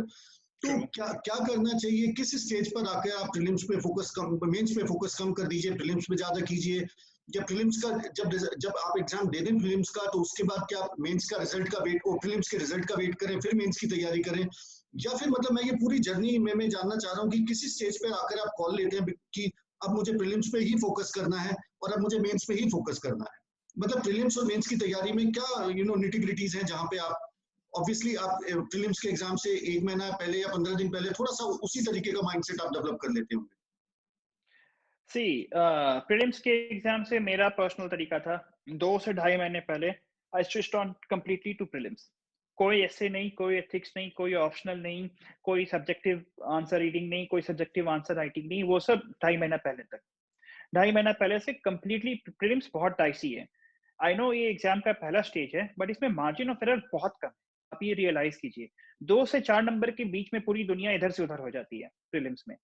तो और unpredictable भी है prelims. तो उस हिसाब से आपको prelims को लेके चलना पड़ेगा, ताकि आप जब एग्जाम से निकले तो कम से कम आप जो प्रिडिक्टेड कट ऑफ है मार्केट में, उससे 6-7 नंबर का मार्जिन बना के आप आगे चल रहे हो। तो 2-2.5 महीने पहले से आप एकदम फुली प्रीलिम्स फोकस्ड हो जाइए। प्रीलिम्स जैसे ही खत्म हो, 2-3 दिन का रेस्ट लीजिए, 2-3 दिन भी नहीं, 2 दिन का रेस्ट लीजिए and move on to mains preparation. अपना नंबर लगाइए। अगर आपको मैं थोड़ा भी आसपास हूँ, इवन आप आसपास नहीं भी हैं, तो आप मेंस की प्रिपरेशन स्टार्ट कर दीजिए। अब you never know with UPSC क्या हो जाए। लोग इस बार कट ऑफ प्रेडिक्ट कर रहे थे 105, 106, 97 का ये कट ऑफ। सो जैसे ही प्रीलिम्स खत्म हो, straight away move on to mains preparation, pick up your optional and start working on answer writing. फिर दीपांकर, एक और बड़ी इंटरेस्टिंग आपने अभी कन्वर्सेशन के अंदर बात करी करंट अफेयर्स की, जो आपने कहा कि यूपीएससी के लिए वो करंट अफेयर्स नहीं, कंटेम्प्रेरी अफेयर्स हो गया है। तो करंट अफेयर्स की किस तरीके से तैयारी की जाए, क्योंकि ये बहुत ही डायनामिक चीज है, और you have to be on your heels till the last moment. तो इसको किस तरीके से, इस तैयारी के इस पहलू को या इस एस्पेक्ट को किस तरीके से आगे बढ़ाया जाए? मेरा मेरा मेरा जो मेथड था, लाइक आई सेड, आप कोई भी करंट अफेयर्स का मैगजीन लेते हैं, you can take up that magazine. I would say कि डेली अपडेट्स के लिए मत चाहिए, क्योंकि वो बहुत वेलमिंग हो जाता है, बहुत ओवरवेलमिंग हो जाता है। Don't go for that. And another important thing which I wanted to mention is that कि डोंट प्रिपेयर वाया लिस्ट। ये आजकल बहुत सारे लिस्ट आ जाते हैं, 50 most important topics, 100 most important topics, 1 साल का एनुअल कंपाइलेशन, 6 महीने का एनुअल कंपाइलेशन। इन सब की अपनी इंपॉर्टेंस है रिवीजन के लिए, बट ये आपकी प्रिपरेशन का बेसिस नहीं बना सके। बेसिस होगा, आप जो बुक्स पढ़ेंगे वो होगा बेसिस, और आप जो कोर्स स्टडी करेंगे वो बेसिस होगा। तो don't go for such shortcut methods. मेरे को लगता है यूपीएससी भी ऐसे लिस्ट पे ध्यान रखता है और उन लिस्ट से कभी नहीं पूछता है। तो आप अपना बेसिक मटेरियल पढ़े करंट अफेयर्स के लिए। करंट अफेयर्स की मैगजीन्स पढ़ें, जो मंथली मैगजीन्स है, मेरे कहने का ये मतलब था। और उस मंथली मैगजीन के बारे में थोड़ा गूगल कर ले, विकिपीडिया पे पढ़ ले, किसी इंडिपेंडेंट सोर्स को कंसल्ट कर ले अगर आपको कुछ में कुछ समझ में नहीं आ रहा है। बेसिक ये है कि आप उसको समझने की जरूर कोशिश करें। कुछ इंपॉर्टेंट चीजें हैं जो कि आपको फोकस करनी है, वो अपने आप पता चल जाती हैं। जो न्यूज में बार बार रिपीट हो रही है अखबारों में, आपको अपने आप दिख जाएगा। जो अखबारों में बार बार रिपीट हो रहा है उन पे तो अच्छे से फोकस करें। गवर्नमेंट स्कीम्स इंपॉर्टेंट है, खास करके वो स्कीम्स जो सरकार बहुत ही धूमधाम से बड़े पॉम्प एंड शो के साथ लॉन्च करती है, जैसे उज्ज्वला योजना। हर पेट्रोल पंप पे आपको उसका एक बैनर मिल जाएगा। या फसल बीमा योजना, या स्वच्छ भारत अभियान, जो काफी धूमधाम से किया जाता है, उनके ऊपर तो अच्छे से फोकस करें। उनका निटी क्रिटीज, कब कौन सा चेंज हो गया, क्या एलिजिबिलिटी क्राइटेरिया है, कितना पैसा मिलता है, किसको नहीं मिलेगा, किसको मिलेगा, वो अंदर जाके पूरा स्कीम डॉक्यूमेंट सरकारी वेबसाइट से उठा के पढ़ लें आप, कोई दिक्कत नहीं है। अनदर इंपॉर्टेंट थिंग जो आप एक काम कर सकते हैं, पीआईबी करना कई बार मुश्किल हो जाता है। साल के एंड में हर मिनिस्ट्री अपना ईयर एंड रिव्यू निकालती है कि हमने साल में इतने काम किया है, हर मिनिस्ट्री निकालती है। तो अब बहुत सारी मिनिस्ट्रीज हैं, बट जो मेजर मिनिस्ट्रीज हैं 8-10, उनका आप ईयर एंड रिव्यू देख सकते हैं। उसमें वो सिर्फ नाम लिखती है कि हमने ये योजना लॉन्च की, वो योजना लॉन्च की। उन योजनाओं को थोड़ा अंदर घुस के पढ़ लें। that's one of the things to do। Budget पे फोकस करें। इकोनॉमिक सर्वे का प्रीलिम्स के प्रिपरेशन में इंपॉर्टेंस है, बट बहुत ज्यादा नहीं है। मेंस में ज्यादा इंपॉर्टेंस रखता है इकोनॉमिक सर्वे। तो इकोनॉमिक सर्वे का एक बेसिक नॉलेज रखें। प्रीलिम्स के समय आपको बहुत अंदर घुसने की जरूरत नहीं है इकोनॉमिक सर्वे के ऊपर। तो अल्टीमेटली अपने सोर्सेज को मैं अगर कलेक्ट करूं, current affairs magazine, monthly magazine, जिनकी मैं 1 साइडेड प्रिंट आउट निकलवा रहा हूँ, जिनके ऊपर मैं नोट्स भी बना रहा हूँ पीछे पीछे, जिनके ऊपर मैं क्रॉस रेफरेंसिंग भी कर रहा हूँ। साथ में एक न्यूज़पेपर जो मेरे लिए इंडियन एक्सप्रेस था। उसके अलावा ये 2 आपके बेसिक सोर्स हैं। उसके अलावा बजट में कुछ टिक किया तो वो, या फिर गवर्नमेंट जिसके बारे में बहुत सारे एड्स वैड्स निकाल रही है या पॉम्प एंड शो कर रही है, तो वो इतना करें आप। बहुत है, इतना करना भी मुश्किल हो जाएगा आपके लिए, हो जाएगा आपका करंट अफेयर्स। दीपांकर, एक और बात मैं आपसे जानना चाहता हूं कि जब हम प्रीलिम्स का पेपर अटेम्प्ट करते हैं और एक तरफ मेंस के पेपर हम अटेम्प्ट करते हैं, तो प्रीलिम्स का मल्टीपल चॉइस क्वेश्चन है, ऑब्जेक्टिव टाइप पेपर है, तो उसके लिए क्या स्ट्रैटेजी होती है? मतलब किस सीक्वेंस में आप अटेम्प्ट करते हैं? किसी पर्टिकुलर सेक्शन को पहले करते हैं या लीनियर वे में चलते हैं या किसी क्वेश्चन पे अटक जाते हैं? तो मतलब बेसिकली जैसे क्या स्ट्रैटेजी है प्रीलिम्स के पेपर को अटेम्प्ट करने के लिए? खासतौर से मैं पेपर 1 की बात कर रहा हूँ। मैं 2 चीजें इसमें डिस्कस करना चाहूंगा अपने तरीके हिसाब से। एक कि कितने क्वेश्चन अटेम्प्ट करने चाहिए, और दूसरा ये कि किस तरीके से अटेम्प्ट करना चाहिए। तो यूपीएससी कई बार माइंड गेम्स खेलता है आपके साथ। कभी-कभी मुझे ऐसा सेट मिल जाता था कि मेरे सेट में पहले के 10-15 क्वेश्चन में मुझे 2-3 ही आते थे। जैसे मेरे साथ 2018 में हुआ था। पहले 20 क्वेश्चन के जब मैं आंसर्स मिला रहा था घर आके किसी कोचिंग इंस्टीट्यूट के आंसर की से, तो पहले 20 क्वेश्चन में मेरे 5 नंबर बने थे, और उसके बाद 20 से लेके 100 तक मेरे 8 से 116 नंबर तक गए थे। तो आप ना पैनिक ना करें, दैट्स वेरी इंपॉर्टेंट। अगर आपको 5-6 लगातार ऐसे क्वेश्चन टिक गए जिनमें से आपको एक भी नहीं आता है, डोंट पैनिक। आप लीनियर वे में ही अटेम्प्ट करें, बट जहां आपको लगे कि आपको बिल्कुल कुछ नहीं आ रहा है, आप पैनिक कर रहे हैं, मूव ऑन, पीछे से अटेम्प्ट करना स्टार्ट कर दें, क्योंकि वो आपके उस पैनिक वाले माइंडसेट को तोड़ता है। पीछे से अटेम्प्ट करना स्टार्ट करेंगे, आपको 5-6 ऐसे क्वेश्चन टिक जाएंगे जो आपको ऑलरेडी आते होंगे, तो फिर आपकी नर्व्स काम डाउन हो जाएगी, आप थोड़ा एक सांस ले पाएंगे, आप सोचेंगे चलो कोई बात नहीं था, 2-4 क्वेश्चन नहीं आता है, नहीं करेंगे। एक बार आप पैनिक कर गए, 5-6-7 क्वेश्चन में उलझ गए, तो पूरा पेपर फिर खराब होने लगता है आपका। That's the only goal. Panic नहीं करना है, मर्जी किसी भी सीक्वेंस में अटेम्प्ट करें। लगे कि आप अटक रहे हैं लगातार 5-6 क्वेश्चंस में, चेंज कर दीजिए, क्वेश्चन नंबर 50 से स्टार्ट कर दीजिए, डजंट मैटर। दूसरा, कितने नंबर ऑफ क्वेश्चंस अटेम्प्ट करने चाहिए, उसका कोई हार्ड एंड फास्ट रूल नहीं है। उसका एक ही तरीका है कि आप खूब सारे टेस्ट पेपर्स लगाएं, जिस किसी भी इंस्टीट्यूट के संस्थान के किताब से आप लगाते हैं। बेसिकली उसका बेनिफिट ये होता है कि मुझे ना बहुत सारे टेस्ट पेपर्स लगा के ये पता चल गया था कि मेरी एक्यूरेसी रेट कितनी बैठती है ऑन एन एवरेज। तो अगर मैं 84 अटेम्प्ट कर रहा हूँ, या 80 से लेके 86 के बीच में अटेम्प्ट कर रहा हूँ, तो आई न्यू कि 80 से 86 अटेम्प्ट कर रहा हूँ तो 17-18 गलत होने, इतने सही होने। हर बार मेरा average give and take 2-3 question उतना ही बैठता है। तो वो एक कैलकुलेट, आप एग्जाम में जाके ओवर एम्बिशियस हो जाते हैं, 99 अटेम्प्ट कराते हैं, या फिर आप बहुत ज्यादा ओवर कॉशियस हो जाते हैं, 65 ही अटेम्प्ट करते हैं। वो रिस्क नहीं लेना है, पहले से प्रैक्टिस कीजिए, अपना एक कंफर्टेबल रेंज कैलकुलेट कर लीजिए, उसी रेंज में आपको जाके उसी के आसपास अटेम्प्ट करना है। एंड लेट्स से पेपर बहुत मुश्किल नहीं आ गया, बहुत ज्यादा मुश्किल आ गया, तो फिर आपका रेंज था कि मैं 85 से 86 के आसपास अटेम्प्ट करूंगा, आप 7-8 कम कर दीजिए, उसमें से आप 80 के अराउंड अटेम्प्ट कर लीजिए। बट वो आपको प्रैक्टिस के थ्रू ही पता चलेगा कि मैं कितना रिस्क लेने के काबिल हूँ। वो that's only based on practice. Wonderful wonderful. तो और कंपेयर टू दिस, अगर हम ये प्रीलिम्स के कंपैरिजन में अगर मेंस के पेपर को कंपैरिजन करें, जो कि शायद सब्जेक्टिव है और आंसर राइटिंग है, तो उसमें भी आप लीनियर अप्रोच ही करते हैं? बिकॉज एक चीज मैंने बहुत सुनी है और बहुत ऑब्जर्व भी किया है, that in a test paper, in order to build your momentum, it is extremely important to make a very good start. तो क्या मेंस के पेपर को भी आप लीनियर ही करते थे, या पहले आप हल्का सा उसको सरसरी सी निगाह से पूरे पेपर को घूम लिया और फिर सोचे कि मेरे को इस क्वेश्चन से स्टार्ट करना है? नहीं, आप सरसरी निगाह से पूरी क्वेश्चंस पेपर को आप देख लें, आप उन क्वेश्चंस को मार्क कर दें जिनके ऊपर टाइम नहीं वेस्ट करना है आपको, क्योंकि उनके बारे में कुछ नहीं आता है। साइबरडोम प्रोजेक्ट के बारे में आपको कुछ नहीं पता है, मुझे नहीं पता था, तो मैंने मार्क कर दिया, इसके ऊपर 2 पैराग्राफ ही लिखूंगा, कुछ लिखूंगा जो थोड़ा बहुत पता है, जो नहीं पता है उसको स्किप करूंगा और आगे बढ़ूंगा। तो you start in that way, that's one of the things. आप लीनियरली भी, मैं लीनियरली अटेम्प्ट करता था, question number 1 to 10, then 11 to 20। मेरे बहुत सारे फ्रेंड्स हैं जो 11 to 20 पहले करते थे, क्योंकि वो 15 मार्कर्स होते हैं, और 1 to 10 बाद में करते थे, क्योंकि वो 10 मार्कर्स होते हैं। तो आप वो भी कर सकते हैं। ऑप्शनल का मेरा अलग तरीका था। ऑप्शनल में जो कंपलसरी क्वेश्चंस होते हैं 1 and 5, उसको मैं पहले करता था, और बाकी जिनमें चूज करना होता है उनको मैं बाद में करता था। कोई हार्ड एंड फास्ट रूल नहीं है। अब आपने जैसे प्रैक्टिस की है, इम्प्रोवाइज ना करें एग्जाम में। अब जो प्रैक्टिस करके आए हैं उसी को स्टिक करें। अगर आपने प्रैक्टिस की है लीनियरली अटेम्प्ट करने की, कोई खराबी नहीं है उसमें। आपने प्रैक्टिस की है 11 to 20 पहले अटेम्प्ट करने की, और 1 to 10 बाद में अटेम्प्ट करने की, उस तरीके से करें। सारे मेथड्स काम करेंगे। आपको अपना कूल रखना है। और मेंस के आंसर राइटिंग में एक बात मैं बोलना भूल गया, आपको ये बात बिल्कुल ध्यान में रखनी है। आंसर लिखते समय 250 नंबर का पेपर है, 3 घंटे मिले हैं, 1.5 घंटे निकल गए, आपने अभी तक 80 नंबर का पेपर ही अटेम्प्ट किया है, ये पेपर आपके हाथ से गया। इसके बाद आप एड़ी चोटी का जोड़ लगा ले, ये पेपर नहीं कर सकते आप। उल्टा सीधा आंसर्स लिखेंगे, उसके बाद आपका सारा आंसर्स खराब होगा। टाइम लैग नहीं आने दे। एक क्वेश्चन अगर 7 मिनट में करना है और उसमें आपने 7.5 मिनट लगा दिए, तो वो आधा मिनट आपको अगले क्वेश्चन में कॉम्पनसेट करना है। इसलिए आप एक क्वेश्चन पे बहुत ज्यादा वक्त स्पेंड नहीं कर सकते हैं। परफेक्शन नहीं दिखाना है आपको, वो टाइम लैग नहीं आने दे। नहीं तो अल्टीमेटली होगा क्या कि आप पैनिक करेंगे 1 घंटे पहले। आपको लगेगा सिर्फ 1 घंटा बचा हुआ है और मुझे 10 क्वेश्चन सॉल्व लिखने हैं। पैनिक करेंगे। जिस मोमेंट में आपने पैनिक किया, उस मोमेंट से आपकी कितने भी आंसर्स आपने लिखे सब खराब। आपको ये सेटिस्फेक्शन आएगी कि मैंने अटेम्प्ट कर दिया पूरा पेपर, बट आपका पूरा पेपर खराब हो चुका है क्योंकि आप पैनिक कर गए थे।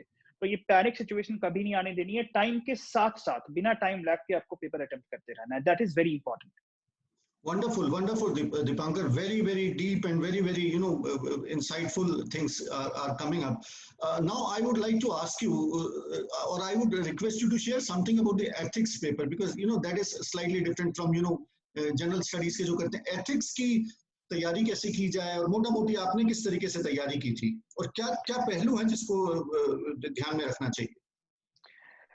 एथिक्स के पेपर को मैं पर्सनली 3 हिस्सों में बांटता था, जो मैंने सिलेबस देख के एनालाइज किया था उसको। एक उसका हिस्सा था पॉलिटिकल फिलॉसफी का, जिसमें आप वेरियस थिंकर्स पढ़ रहे हैं, अरिस्टोटल पढ़ रहे हैं, इमैनुअल कांट पढ़ रहे हैं, जेरेमी बेंथम पढ़ रहे हैं, जॉन स्टुअर्ट मिल्स पढ़ रहे हैं, यूटिलिटेरियन फिलॉसफी पढ़ रहे हैं, बहुत सारी फिलॉसफीज पढ़ रहे हैं। दूसरा हिस्सा मैं देखता था उसका साइकोलॉजी वाला, जिसमें आप इमोशनल इंटेलिजेंस पढ़ रहे हैं, एटीट्यूड पढ़ रहे हैं, कॉन्फिडेंस और बहुत सारी चीजें पढ़ रहे हैं, साइकोलॉजी वाला हिस्सा।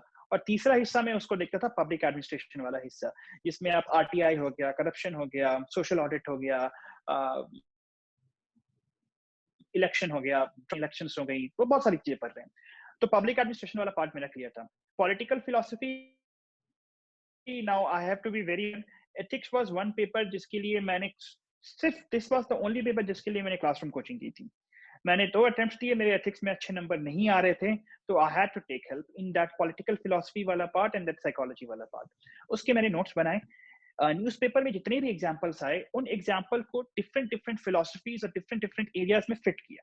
फॉर इंस्टेंस, इमोशनल इंटेलिजेंस का एग्जांपल है, आप महेंद्र सिंह धोनी का एग्जांपल ले सकते हैं। आई थिंक उसके इतना काम एंड कंपोज पर्सन आपको बिल्कुल मिलना मुश्किल है। आप कहीं का भी एग्जांपल ले सकते हैं। आप लेट्स से इंडिया ने कोरोना को कैसे हैंडल किया, आप उसका एग्जांपल ले सकते हैं इमोशनल इंटेलिजेंस के लिए, कि कैसे हमने सारे सिचुएशंस को लेके एक रैशनल डिसीजन बनाया। हमने कोई sort of knee jerk action नहीं लिया कि यूएस की तरह या चाइना की तरह या और कंट्रीज की तरह। तो हमारा एक सीधा साधा ट्रैक पे चलता रहा। एग्जाम आपको करंट अफेयर से एग्जांपल लेने हैं और आपने जो पढ़ाई की है उन पे फिट करने हैं। एथिक्स में एग्जांपल लिखना बहुत जरूरी है, एग्जांपल जरूर लिखें। एथिक्स में अल्टीमेटली आप जो भी डिसीजन लेंगे, वो उससे ज्यादा इंपॉर्टेंट है उस डिसीजन को आप जस्टिफाई कैसे करते हैं। ये बहुत ज्यादा इंपॉर्टेंट है। आप कोई भी पॉइंट ऑफ व्यू ले सकते हैं, बट उसको जस्टिफाई कैसे करते हैं आप, ये बहुत इंपॉर्टेंट है। तो आप जितने भी वो लिखेंगे, दलीलें देंगे, अपने जितने भी आर्ग्यूमेंट देंगे, उन हर एक आर्ग्यूमेंट के लिए एक एग्जाम्पल आपके पास रेडी होना चाहिए। Focus on that. Dipankar, now let's talk something about the personal interview. मैं जहां तक समझता हूँ आपने 2 बार पर्सनल इंटरव्यूज दिए हैं, तो कुछ आप हमें डूज और डोंट्स बताइए, कुछ जगह जहां पे आप गलत कर गए और आपको बाद में एहसास हुआ कि ऐसा नहीं कर, but I want to know dos and don'ts when it comes to, because there cannot be a better person more experienced and better to answer this question. What are the do's and don'ts which every aspirant should keep in mind while appearing for personal interviews? What is that they are looking for? आप अपनी profile के बारे में insecure हो सकते हैं कि मैं यहाँ से ग्रेजुएट हूँ, मैंने जॉब नहीं करी, मेरे पास एक्सपीरियंस नहीं है, कुछ भी। बट अपने आप को बेटर लाइट में शो करने के लिए कि मैं इतना अच्छा हूं, या झूठ कभी ना बोले। That's the first don't. Never lie in your personal interview. बहुत लोग झूठ बोल देते कि हाँ मैं यहाँ से जॉब करके आया हूँ, या वहां से जॉब करके आया हूँ, या मैंने बीटेक में ये प्रोजेक्ट किया है, या वो प्रोजेक्ट किया है, या इस इंटरनेशनल इवेंट में मैंने पार्टिसिपेट किया है, या ये हॉबी रही है मेरी। Don't do that. पकड़े जाएंगे, 2 मिनट लगेगा उनको आपको पकड़ने में, एंड द मोमेंट आप पकड़े गए, it will go very bad towards your interview के लिए। सेकंड, आपका फिजिकल डिमीनर, आपका मतलब you should go there as an officer. Work on your demeanour, उसका इफेक्ट पड़ता है। Your looks create your first impression. ऐसे शेव वेव करके जाएं। आईपीएस में आने के बाद को तो हर सुबह आपको शेव करना ही पड़ेगा, बट आराम से अच्छे से प्रेजेंटेबल मैनर में जाए, कॉन्फिडेंस के साथ बात करें। कुछ नहीं आना इज नॉट अ प्रॉब्लम। आप बोलें कि ये मुझे नहीं, साथ में आप ये भी बोल दे कि I will look it up, because ये आपकी क्यूरियोसिटी भी शो करता है। सेकेंडली, ये क्वेश्चन बड़ा मुश्किल होता है कि why do you want to become an IAS और एन आईपीएस ऑफिसर। इसका आंसर आप पहले से प्रिपेयर करके जाएं। इसको कुछ जो क्लिशेड क्वेश्चन है उनका आंसर आप पहले से प्रिपेयर करके जाएं, वहां पे इम्प्रोवाइज करने की कोशिश ना करें। आपसे कई बार सिचुएशन बेस्ड क्वेश्चन पूछी जाएंगी। जैसे फॉर इंस्टेंस मेरे से पूछा गया था 2018 में कि लेट्स से आपको इंडिया के कॉन्स्टिट्यूशन में एक चेंज करना है, you want to change something in India's constitution, what change would you bring. मेरे माइंड में उस वक्त ईडब्ल्यूएस रिजर्वेशन की बात आ गई थी, क्योंकि वो उस समय चल रहा था, अखबारों में आ रहा था।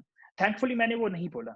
तो हमेशा कंट्रोवर्शियल चीजों को बोलने से बचें। कोई भी बहुत ज्यादा स्ट्रॉन्ग ओपिनियन ना ले, कंट्रोवर्शियल चीजें ना बोलें। और अपनी आई कांटेक्ट, अपना बॉडी लैंग्वेज, इन सब चीजों पे आपको वर्क करना पड़ेगा, काफी वर्क करना पड़ेगा। एक होता है रिस्पेक्ट देने की बात, तो कुछ लोग हैं हर सेंटेंस के बाद सर सर सर सर करते हैं, वो नहीं करना है। कुछ लोग हैं जो बिल्कुल सर बोलते ही नहीं है, सीधा आंसर स्टार्ट कर। You have to find a strike a perfect balance in the way you talk and in your mannerisms. इसके लिए आपको ग्रूम करना, अगर आपको लगता है कि आप उतने अच्छे ग्रूम्ड नहीं है, तो आप हेल्प लें लोगों की, वो आपको हेल्प करें ग्रूम करने में, आपके बॉडी लैंग्वेज, आपके बोलने के तरीके, इन सब चीजों को लेकर। लोग बोलते हैं interview not a test of your knowledge, it's a test of your personality. कुछ मायनों में सही है, बट बिल्कुल सही नहीं है। अगर आपको कुछ आता ही नहीं है तो आप बोलेंगे क्या? नॉलेज का भी टेस्ट है इंटरव्यू। आपको थोड़ा बहुत प्रिपेयर्ड होकर नॉलेज वाइज भी जाना पड़ेगा। आप सिर्फ ये सोच के नहीं जा सकते कि पर्सनालिटी चेक हो रहा है यहाँ पे। You will have to be thorough with your knowledge also. Interview में they can ask any relevant stuff also. मेरे फ्रेंड से पूछ लिया था उन्होंने कि आपने ये साड़ी पहनी है, कौन सा डिजाइन है, एंड शी सेड कि मैंने ये कांचीवरम है, तो उन्होंने कांचीवरम सिल्क के बारे में बहुत ज्यादा डिटेल में, कैसे इसके प्रोडक्शन स्टार्ट हुई, इसको जीआई टैग मिला है नहीं मिला है, इंडिया का सिल्क एक्सपोर्ट इंपोर्ट कैसा है। तो बी प्रिपेयर्ड कि आप you know well about yourself. Emotional intelligence बहुत इंपॉर्टेंट है इंटरव्यू में। एक चेयरफुल चेहरा रखें अपना। बाकी इंटरव्यू थोड़ा अनप्रेडिक्टेबल है, no doubts about that, and like I said, the most important thing, don't try to bluff, झूठ ना बोलें। जो है आप उनके सामने रखें। आपने ग्रेजुएशन के बाद कुछ नहीं किया, आपने 6 साल से प्रिपरेशन की, आप उनको जाके बोले मैं 6 साल से प्रिपेयर कर रहा था, एंड मैं पहुंचा हूं यहाँ पर, उसके बाद no harm in that, absolutely no harm in that. हाँ, तो दीपांकर बड़ी अच्छी बात कही। This is, I would like to summarize this one thing is that because we get a lot of questions is that what should we wear, whether we should speak in English or Hindi, are they trying to check the personality, ethics, and all those kind of things. So Dipanshu has summed it up all, that you should behave like an officer. That answers all the questions. And what yeah. About clothes में एक point mention करना चाहूंगा। बताइए। Clothes का simple सा purpose है कि वो आपको एक smart look they, but undue attraction ना अट्रैक्ट करे। तो कुछ भी ऐसा ना पहने जो एक अनड्यू अट्रैक्शन आपके ऊपर लेके आता है। सोबरली ड्रेस करें, दैट्स इट। आप कुछ भी पहने, it should be sober, no undue attraction on yourself. Deepankar, कोई स्पेसिफिक इंसिडेंट शेयर करना चाहेंगे 2018 और 2019 के इंटरव्यू का? कोई स्पेसिफिक क्वेश्चन जिसपे आप अटक गए हो, या आपको बाद में लगा हो that I could have done better, I could have answered it better, or probably some specific incidents? I'll tell you a funny incident which happened. मेरे से वो, I come from an engineering and a computer science background, so they were asking questions about me on technology, artificial intelligence, neural networks, and they kept asking questions on me on technology, artificial intelligence, neural networks. ये 5-6 minute तक चलता रहा। तो मेरे दिमाग में सिर्फ technology चल रही थी। अचानक से एक दूसरा बोर्ड मेंबर से मुझसे पूछता है, so Dipankar, what do you think about DBT? Now DBT is direct benefit transfer, जो आप एलपीजी सिलेंडर्स में लेते हैं। बट मेरे दिमाग में टेक्नोलॉजी चल रहा था, तो मैंने बोला yes sir, the department of biotechnology. तो वो एक तरह से चौंक गया कि अचानक से डिपार्टमेंट ऑफ बायोटेक्नोलॉजी कहाँ से आ गया इसमें। तो उसने मुझे बोला no, I don't mean department of biotechnology, I mean direct benefit transfer. तो मैं एक सेकंड कंफ्यूज हो गया। अच्छा हाँ, direct benefit transfer. So this was one incident. Another incident which I remember, which I said was, there was a question asked which they asked me कि defence budget और education budget में आप किसको prioritise करना चाहेंगे? So my answer was education budget, but somehow मैंने उसको ठीक से जस्टिफाई नहीं किया, क्योंकि जो काउंटर क्वेश्चंस आए थे मेरे ऊपर वो थोड़े मुश्किल हो गए थे कि डिफेंस में हमारे पास प्राइवेट सेक्टर नॉन एग्जिस्टेंट है, अगर गवर्नमेंट नहीं स्पेंड करेगी तो हमारा डिफेंस का क्या होगा? तो मैं उस क्वेश्चन में थोड़ा अटक गया था। इस साल they asked me a question on Fourier transforms. आप मैथ्स पढ़ेंगे तो आप फूरियर ट्रांसफॉर्म्स पढ़ेंगे, and the question was very unique कि अगर आपको क्लास 9th के स्टूडेंट को फूरियर ट्रांसफॉर्म समझाना हो, जिसने कभी कैलकुलस पढ़ा भी नहीं है, he has no introduction to higher mathematics, how would you explain Fourier transform to a class 9 student? So इस टाइप के यूनिक क्वेश्चंस आते रहेंगे आपके पास इंटरव्यू में। So to sum it up all, the UPSC is all about ability to think both critically and creatively in front of new situations. I'm going to say it's an exam full of surprises, be it prelims, be it mains, and be it personal interview. And obviously, whatever I have understood and whatever I have learned from Dipankar in the last 60 minutes is that you have to be, ready for all surprises. That's the key thing. Dipanshu, to sum it up, because we are approaching at the end of this session, apart from studies, what else do you like doing? How do you spend your leisure time? I play guitar.